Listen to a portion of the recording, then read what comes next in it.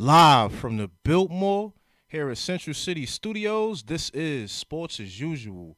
Hi, everybody. I'm your host, Ernest, Mr. Sports Hester.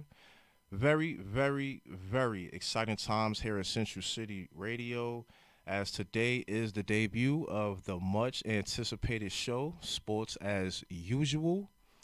I gotta say, I'm so ecstatic to be here with you guys right now. I'm looking forward to building relationships with my listeners. And with you guys' help, we definitely will grow our SAU family. I'm so looking forward to that. So what we're gonna do here at Sports as Usual is we will be covering all things related to Arizona sports. We will definitely be talking pro sports, of course, UFC, NBA, MLB, NFL, and one of my favorite topics. We will definitely be covering junior college sports. Okay, now that you guys know our course of direction, strap in. Let's prepare for takeoff. This is Sports as Usual. All right, first order of business, smiling face emoji of the day.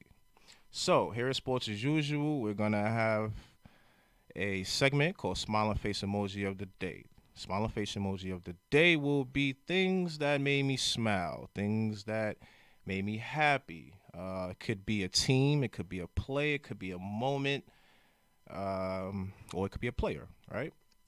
So the first ever smiling face emoji of the day goes to, drum roll please, Kim Baby Smooth Johnson, who plays for the Phoenix Suns. So Friday night, March 4th, which was my birthday, by the way, guys. Just in case we got the SAU family out there wants to know, hey, when's on his birthday? It's March 4th. It just passed. So thank you for the happy birthday wishes. Appreciate that. So getting back to Cam Johnson, on March 4th, Friday night, my New York Knickerbockers was here in Phoenix, Arizona, taking on the Phoenix Suns. At some point in the third quarter, Julius Randle wanted to, force some bully tactics, if you will, right? And he tried to punk Cam Johnson. So Julius Randle wound up getting tossed from the game. Cam Johnson stayed in the game. At the time, Cam Johnson only had 14 points.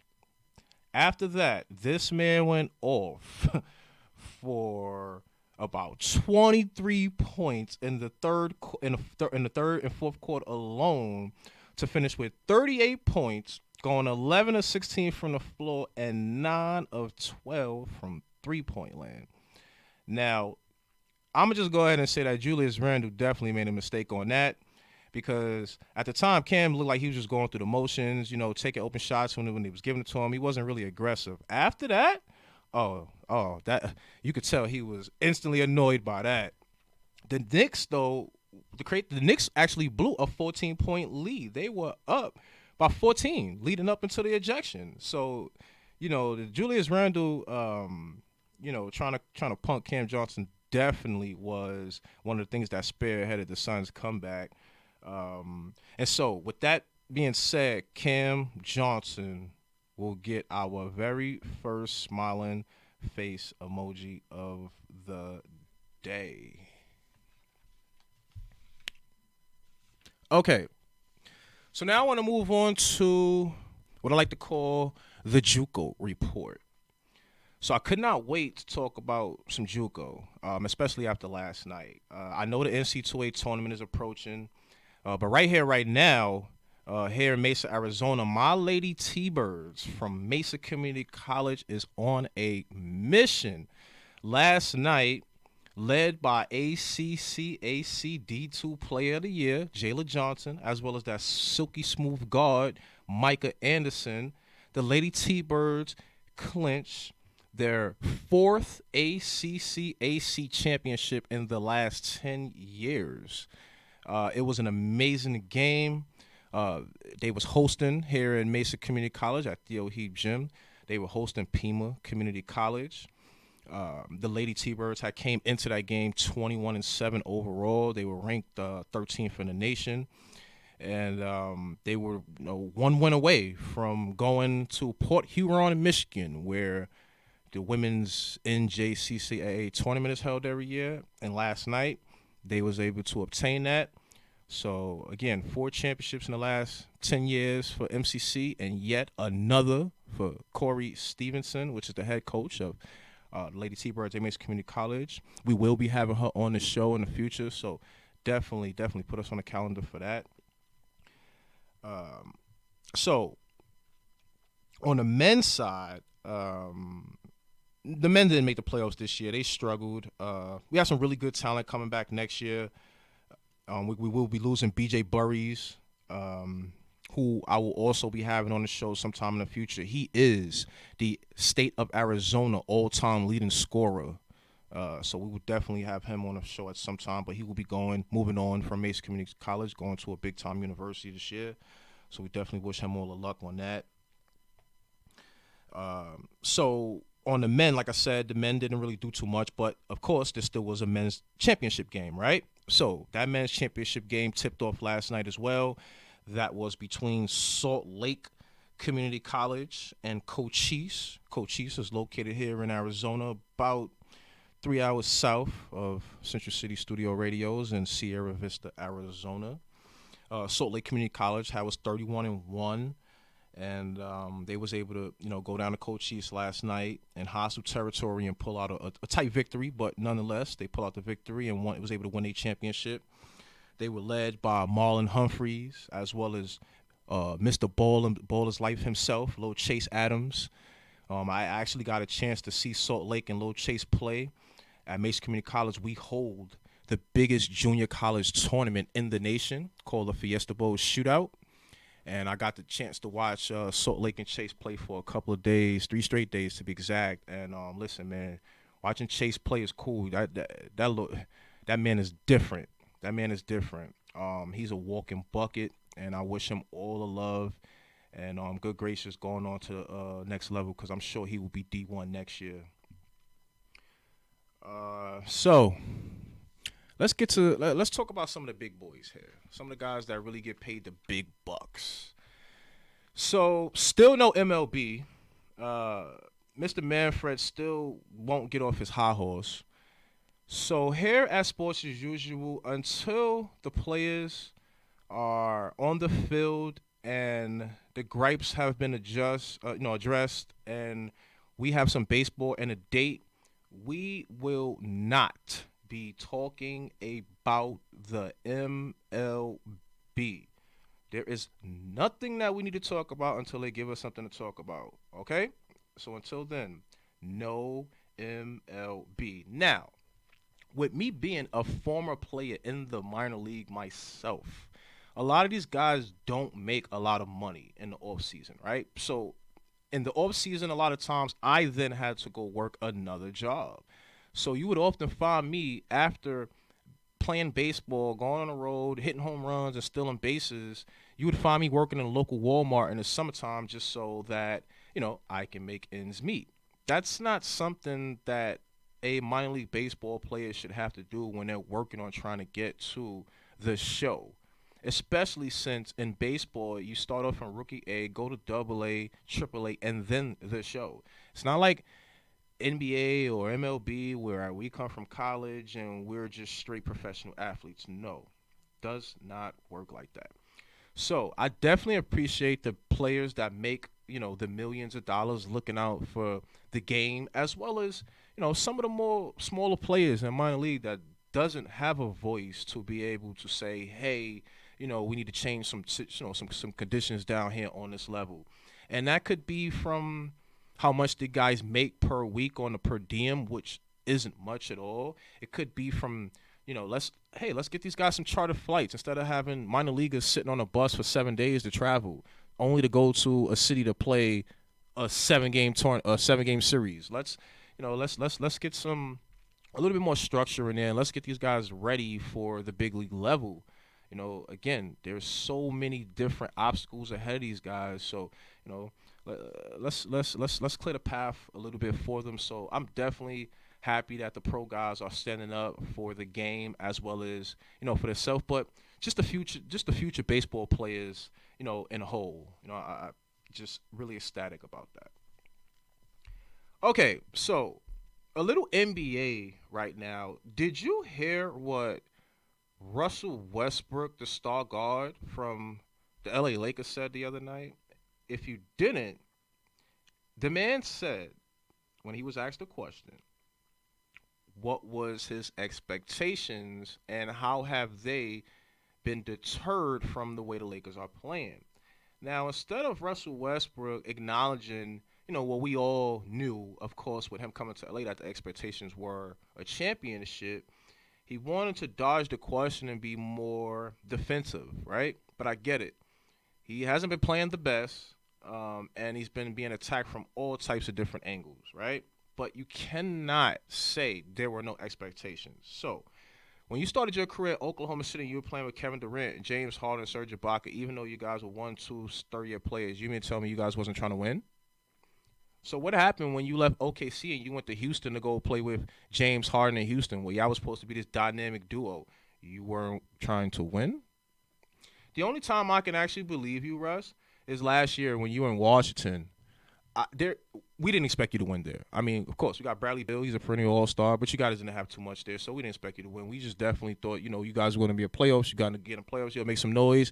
But we figured Milwaukee, Miami, or somebody of that nature will take you guys out, or Philly, pending. But now you're in LA, so you're home, right? Are you from LA? So you're home, Mr. Westbrook.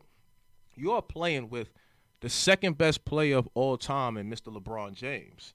Are you telling me that playing alongside Mr. LeBron James, you wasn't expecting to win a championship?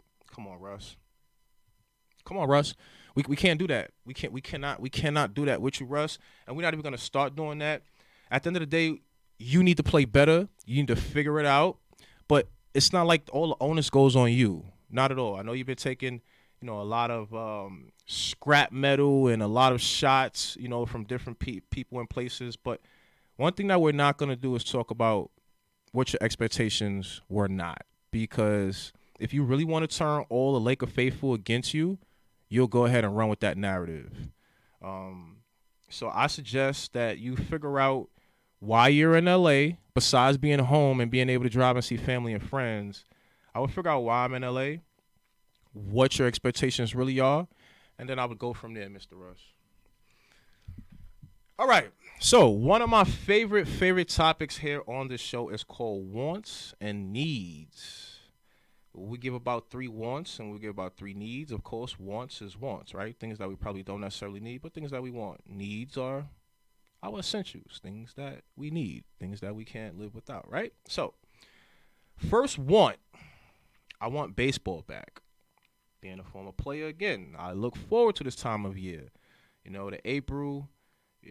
We have springtime, the smell of the dirt, little rain maybe. The sun, a little cool. The sun is just now starting to come and, hit the baseball diamond. I want baseball back. Opening day should be right around the corner, yet it's not. We should be in spring training, yet we're not. We've already gave up the first 2 games, the first 2 series of the season. Just not happy. So my first want, I want baseball back. Moving along, my second want, I want Damian Lillard out of Portland and on my Knicks.